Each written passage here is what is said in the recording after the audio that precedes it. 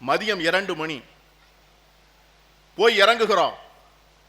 கடற்கரை மணலிலே அதற்குள்ள காவல்துறை அதிகாரிகள் போய் கடற்கரையிலே இருக்கின்ற அத்தனை பேரையும் அப்புறப்படுத்தி விட்டார்கள்.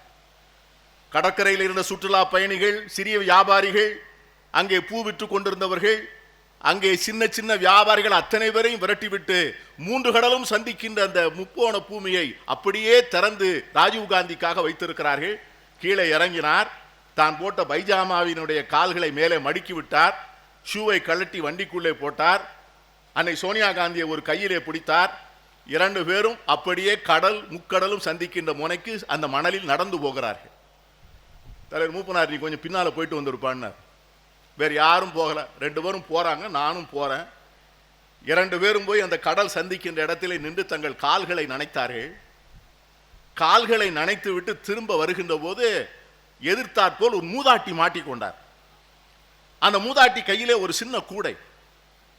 அந்த கூடையை பார்த்த உடனே ராஜீவ்காந்தி பார்த்த உடனே அந்த மூதாட்டியை பார்த்து இங்கே வா என்று அழைக்கிறார். இது என்ன என்று கேட்கிறார்.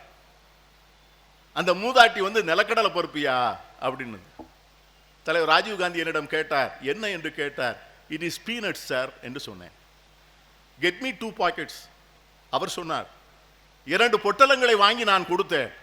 அவர் ஒன்றும் அன்னை சோனியா காந்தியும் அதை திறந்து அதை எடுத்து சாப்பிட்டு கொண்டு இருக்கின்ற போது அந்த மூதாட்டியினுடைய கண்களில் இருந்து கண்ணீர் வருகிறது. ராஜீவ்காந்தி கேட்டார், ஒய் ஷி வீப்ஸ், ஏன் அழுகிறாள் என்று கேட்ட உடனே எனக்கு ஒரு நிமிடம் நான் கேட்டேன், ஏம்மா அழுறீங்க?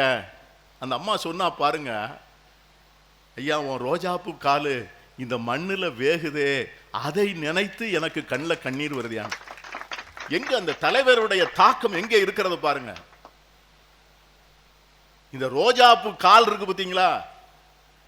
இந்த ரோஜாப்பூ கால் எவ்வளவு முக்கியம் என்று சொன்னால், கடைசியிலே சிறுபெரும்புதூரிலே செத்து கிடந்த போது அந்த ரோஜாப்பூ காலை வைத்துத்தான் இதை ராஜீவ்காந்தி என்று அடையாளம் காட்டினார். வரலாறு அதெல்லாம் ஒரு பின்னல் தான் எல்லாமே.